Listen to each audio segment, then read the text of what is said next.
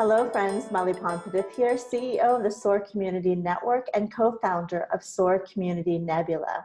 We are bringing to you champions of change and community builders from all over the world, and today I'm delighted to bring to you Matt Gayer. Thank you so much, Matt, for being with us. Yeah, thanks for having me. So delighted to be a part of your community with the Catalogue of Philanthropy, and I would love for you to reintroduce yourself to our listeners and viewers and share more about your role and what is the Catalogue for Philanthropy. Sure, yeah. So I'm the co-executive director of the Catalogue for Philanthropy. So the Catalogue is a small nonprofit ourselves. We're based in Washington, D.C.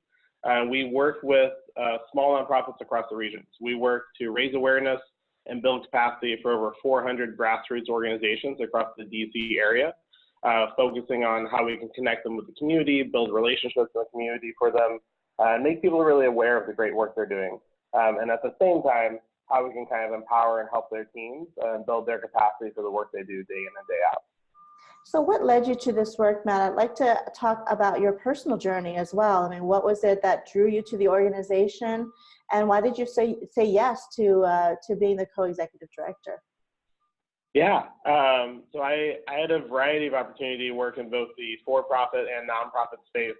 And I think one of the things I realized early on was I found it really empowering to help folks realize what they were passionate about, then also act on those passions. And that's one of the things I really love about the Catalogue. You know, we get to work with some of the most amazing nonprofit staff, some of the most generous donors across the region, and be able to empower both to be able to make more change and get connected to things they care about is really, really fulfilling. So I love being able to work with our partners, work with donors and kind of local foundations, just to get connected to what they already care about, maybe do that impact just a little bit better. That's great. So a theme for us is really empowering leaders to care about social impact, and that's what the Catalogue is all about. In your lifetime, though, when you look back on all the things that have taken place in your life, who are some of the folks, or are there stories that you want to share around mindful, thoughtful leadership, others that have shown you some compassion, love, and shifted your way of thinking or being as a leader today? Yeah, definitely. I think the biggest one that comes to mind, the first one that comes to mind is I was working at a higher education nonprofit in Atlanta, Breakaway, and they work on service trips and work with college students. And the executive director there at the time was just a leader with integrity. I was working very closely. It's a very small organization, only a few staff at the time. So you really saw, right, that a lot of people say the right things and can have the right image. But definitely back at the office and even outside of work hours, what she was saying to the masses, right, to the team, and then also just to friends was all the same.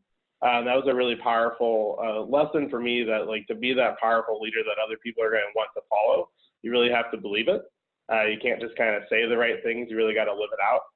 And that was definitely a lesson that was really powerful for me early in my career that I try to live up to when I can. I can imagine all the leaders that have played a part in our lives. And then when we're in leadership roles, it's kind of like all of those lessons kind of flood in. And especially during crisis management, you're like, oh, how would my mentor handle this? Or, you know, the people that we are modeling in many ways. So it's so important to have mentors and then also be mentors, because when we need them, they somehow conjure up in our minds and we're able to use those tools for success. All right, so as you think of community builders and champions for change, what are some of the characteristics that are consistent in those types of people that you know who are constantly out there making a difference? Yeah, I think the biggest thing for me when I think about that, or when I think about some of our nonprofit leaders we work with that have been really successful, that have really made a big difference and continue to make an even bigger difference every day, is authentic passion, right? That they really care about what they're doing. I think especially in this sector, in this space of social change, you can tell, right, pretty quickly when someone really gets it and maybe someone's just kind of doing it. And I think that's made a big difference for folks. And I think the other thing is just always being willing to kind of collaborate and learn, right? I think in this space especially, none of us have the answer for like how to like make DC a better community, right? Or like to strengthen our community wherever we're from. So it always takes collaboration, and it always takes any conversation or interaction as an opportunity to learn. So I'm always really grateful working with as many nonprofits as we do, that I get to do a lot of learning with them. And I think that's really important for any community leader to kind of keep that kind of openness to kind of new perspective. That's great. So beyond the catalog for philanthropy, or perhaps going deeper into the work that you do with the organization, how are you a community builder and champion for change? And what is it that you're advancing? What opportunities or missions do you care about?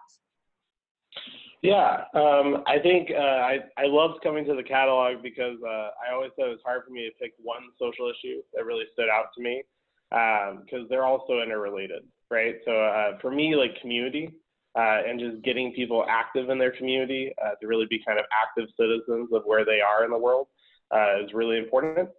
So that's one thing I love about my work now is I get to do a little bit of skill training, professional development, with nonprofit staff in the region that are doing great work, but maybe don't have a background in finance or development or communications or board engagement, those kind of less fun topics of nonprofit work sometimes, but incredibly important for like sustainable impact, right? And be able to do this long term.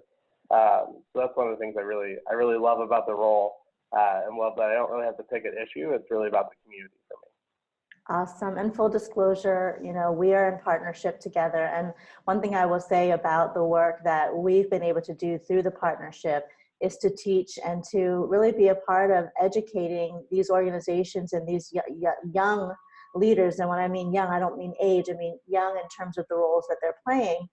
And it's really inspiring because when the light bulb goes off, right, and they get something, a new nugget, you just see that it just blew their minds. They're like, I never knew that. And they're really not only there just to take notes, but you can see the hunger, and then it's like, how do we do it? How do we implement it? So it's really exciting. So thank you for that opportunity, Matt.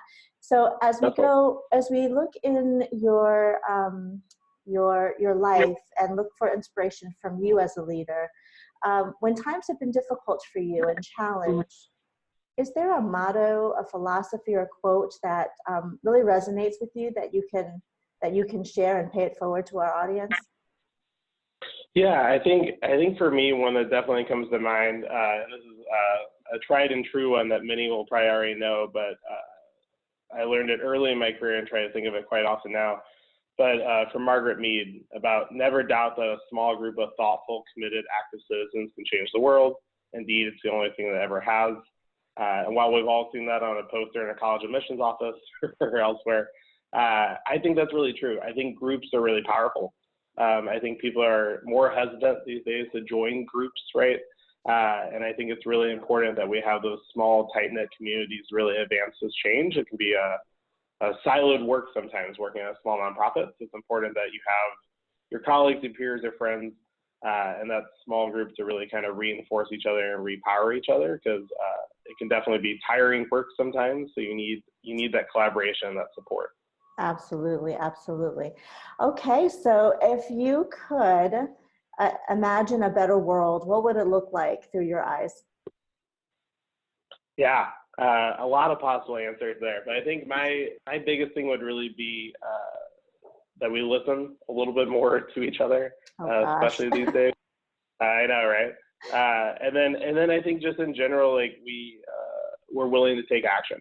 I think this generation especially is, and increasingly society is more educated than ever before, so we know some of the things going on, but sometimes that can be overwhelming. But I think even those small actions we take on a daily basis really matter and really add up. So I think more listening and more small action is really important. That's awesome. What could we do as a community to support you right now? And how can we learn more about the mission and what it is that you need as an organization to advance your mission? How do we find out more information? Definitely. Yeah. So to learn more about the catalog or any of the 400 plus charities we work with in the DC region, you can go to cfp-dc.org.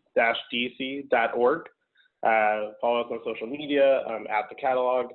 And both, it's always a 2-for-1, because you can learn more about what we're doing, how you can get plugged in with our work to kind of advance these nonprofits across the region. But you can also learn more about them directly as well, find out how to get plugged into their work also.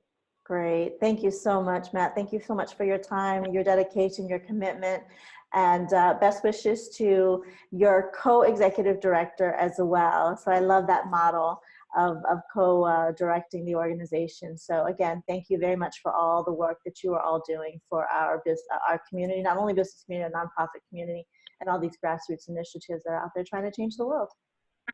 Definitely. Thank you. Thank you. For those that are watching, thanks so much for following us on this journey to bring you some amazing stories around community building and advocacy for a better world. Please nominate yourself or someone in your community who's making a difference. Visit us at nebula.soarcommunitynetwork.com. Thank you, everyone. We'll talk to you real soon.